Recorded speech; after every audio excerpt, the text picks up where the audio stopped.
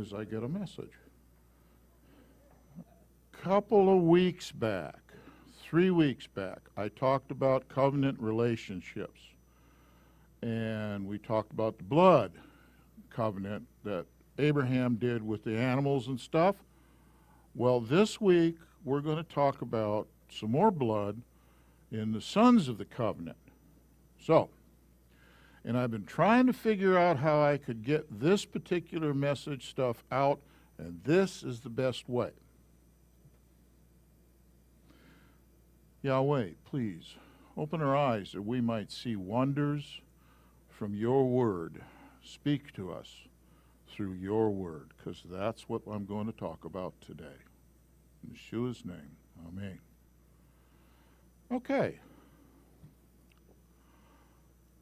The covenant sign of circumcision. I am not going to cover everything there ever was to know about circumcision. Believe me, it's a lot. We're going to stay simple. All right, Yahweh makes a covenant with Abraham. Remember this? In Genesis chapter 12, 15, and 17, he talks about the covenants that he made with Abraham. Okay, here we go. Genesis 17:7 says this, "And I shall establish my covenant between me and you and your seed after you in their generations, and your seed after you in their generations, for an everlasting covenant, never to be done away with, to be Elohim to you and your seed after you. This is my covenant which you guard between me and you and your seed after you. Every male child among you is to be circumcised." And in 17:12 he says, "And a son of 8 days is circumcised." So that's kind of the deal. All the males are to be circumcised, and all the boys get circumcised on their 8th day. Yahweh specifies that. So, immediately after Yahweh says these words, Abraham was 99 years old when he was circumcised in the flesh of his foreskin. Just like that. First thing he did. Didn't argue about it, didn't discuss it, didn't even tell all the other guys what he was going to do. He just said, line up. And they all did it. Okay. I'm going to talk about how this circumcision thing works. This is PG-13. That's all PG-13.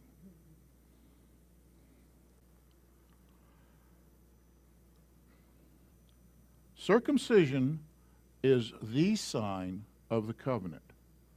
Now, there are other covenantal signs that we're going to see and hear about as we move along, but circumcision is the sign of this covenant.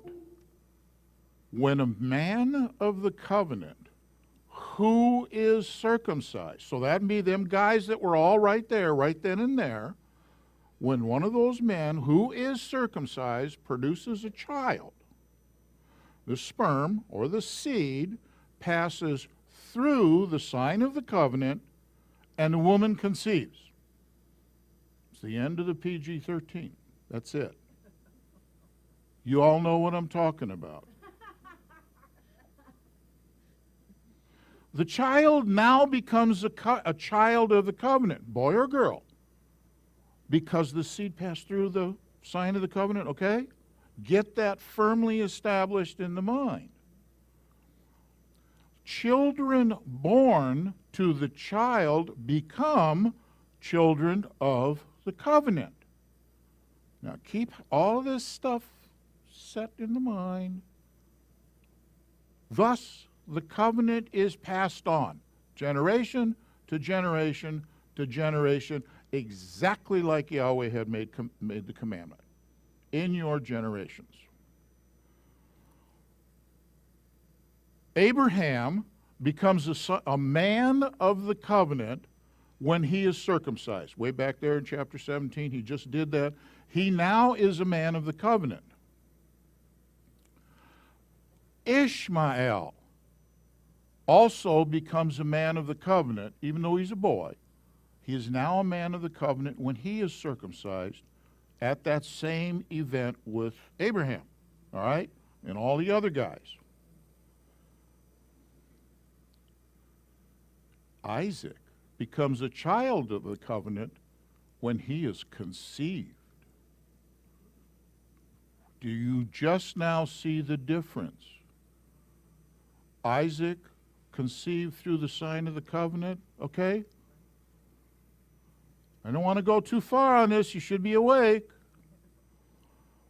Isaac now becomes a carrier of the covenant when he becomes circumcised at the age of 8 days old. Now try to understand this about the circumcision thing. Isaac, at 8 days old, has absolutely nothing to do with whether he gets circumcised or not. It is going to happen.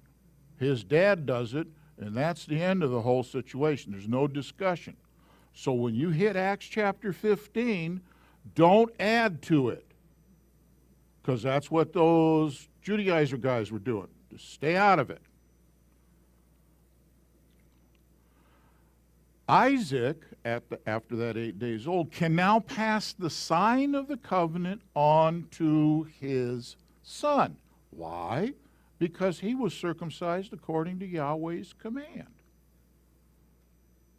Just like that. So when he hits his whatever age, he is able to have children, he can pass the covenant along. In Genesis 21, we are told Sarah conceived and bore Abraham a son in his old age. He was really old, at the appointed time of which Yahweh had spoken to him. Sarah conceives through the sign of the covenant from Abraham and bears the son, Isaac. That's where it's found. That child is a child of the covenant, and he will pass the blessings of the covenant on to his children and consequently to the rest of generations after that. Sarah conceives through the sign of the covenant. All right? Isaac can pass I'm kind of wearing this out, but Isaac can pass the sign of the covenant on to his children. So here's what goes on. You got the story. We talked about it last week. Isaac finds Rebecca, and man, she is a babe. So he wants her, he marries her, he's her wife, okay, yeah, let me leave that alone. Rivkah conceives through the sign of the covenant by Isaac. Rivkah has 2 sons. She bears twins. Both sons, you understand this? Both of those boys are conceived through the sign of the covenant.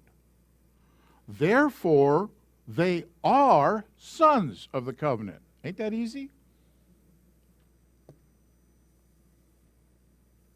And the 2 sons are Esau and Jacob.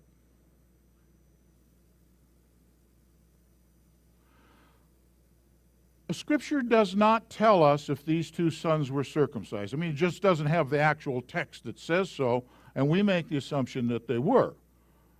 And I'm just betting that they were. They were circumcised on the 8th day.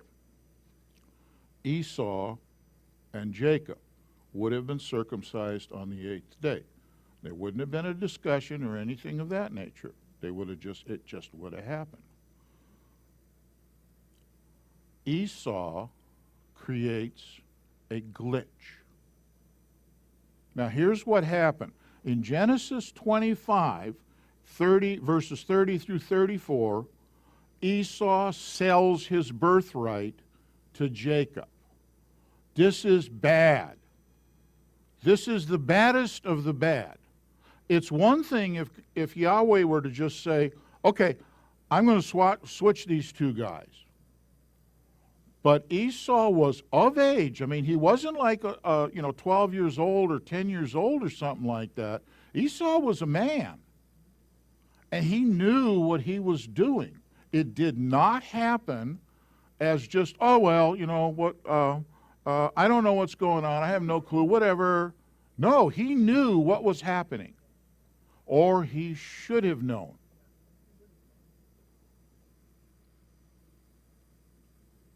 Do you remember what I believe that means? This is my opinion. I believe that the firstborn right included Esau's sign of the covenant. Okay, now hang on and listen to this. Esau had the firstborn right to all of the stuff of Isaac. He would get the best of his dad's stuff when his dad died. But because he refused and just literally spit in Yahweh's face about the birthright, he may have lost the sign of the covenant altogether. And I'll explain how that happens here shortly. In Genesis 25, it says clearly in Scripture, Esau despised his birthright. Later on, we're going to read that Yahweh will actually say, Jacob I loved, but Esau I hated. When Yahweh hates something, that's a big deal. Now, he hated him for this reason. He sold his birthright. Not any other stuff.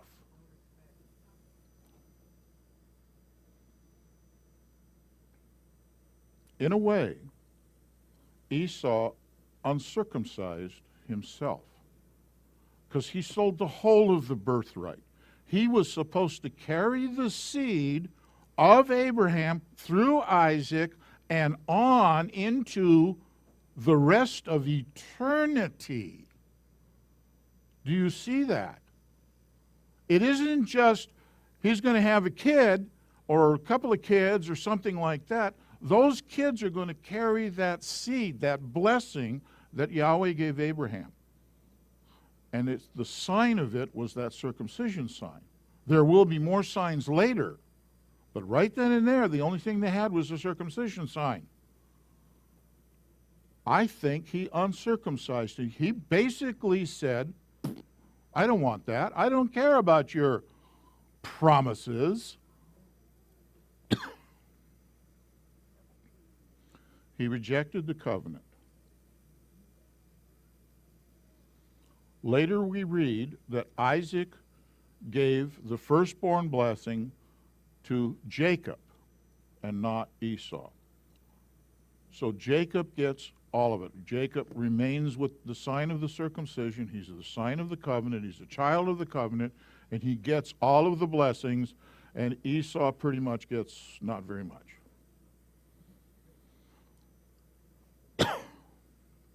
The sign of the covenant in Jacob.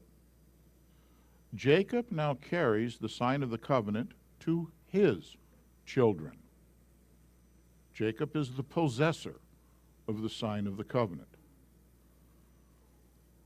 The children of Jacob receive the sign of the covenant. They're going to get circumcised. The scripture doesn't exactly say so. You know, during the account Jacob, 4 wives, bunch of kids. We don't read anywhere in there that on the 8th day he circumcised so-and-so. But later we discover that they were. So it happens. The children of the covenant, the sons of Jacob/Israel, will become the 12 tribes of Israel. 4 wives, 12 sons, 1 daughter, and they are our ancestors. Do you see? The sign of the covenant was passed to them boys, passed on to the rest of the children of Israel.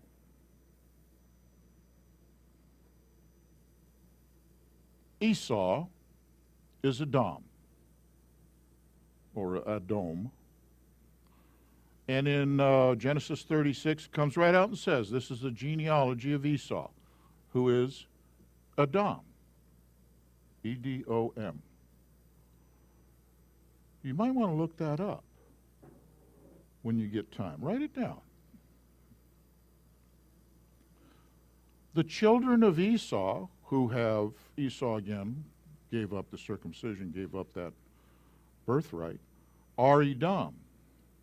I want you this is homework. The book of Obadiah. It's one chapter. Go look at it. I want you to read it. That is the prophecy of Edom, the children of Edom, and so forth. And it says in verse 10, because of your violence against your brother Jacob, let shame cover you, and you shall be cut off forever. Because Esau hated his birthright. We have a dysfunctional family we're dealing with here. And they fit, or they are dysfunctional. Esau, Edom, despises his birthright. He rejects the sign of the covenant, and he and his offspring will now be called one who has rejected the covenant. Ishmael, remember him? He was not conceived through the sign of the covenant.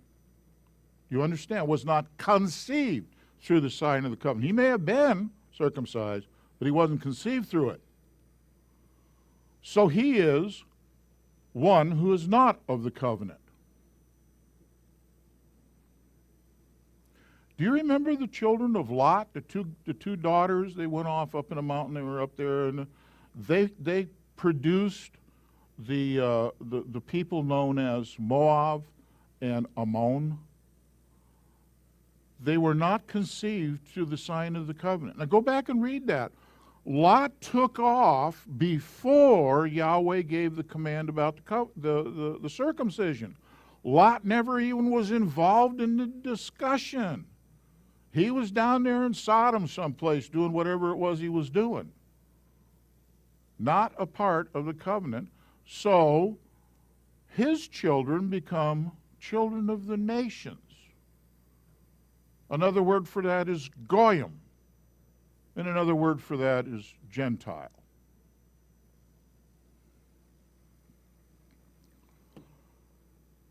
Because all this mess, what we are experiencing today is a family feud.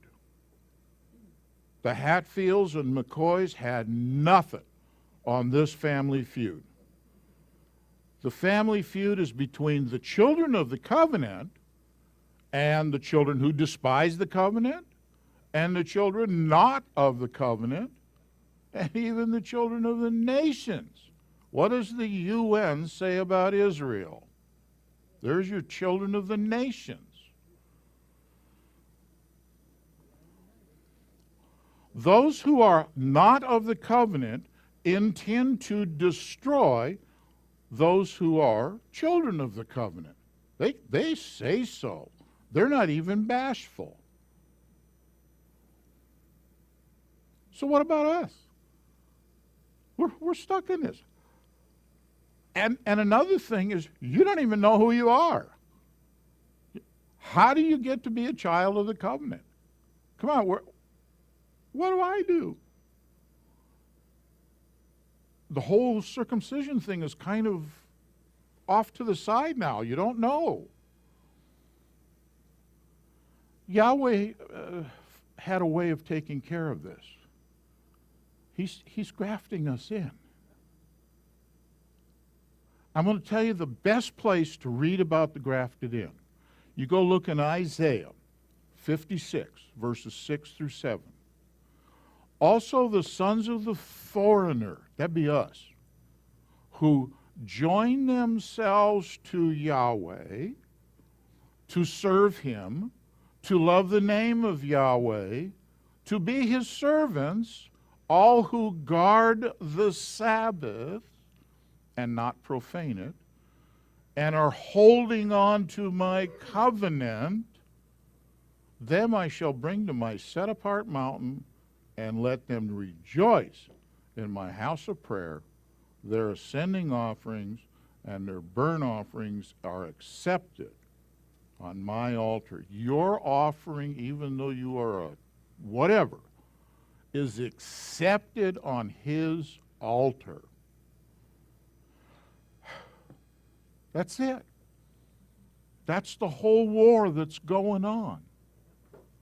You can literally sidestep all of that stuff and just join yourself to Yahweh. Serve him, love his name, guard his Sabbath. I mean, this is easy. This is piece of cake stuff.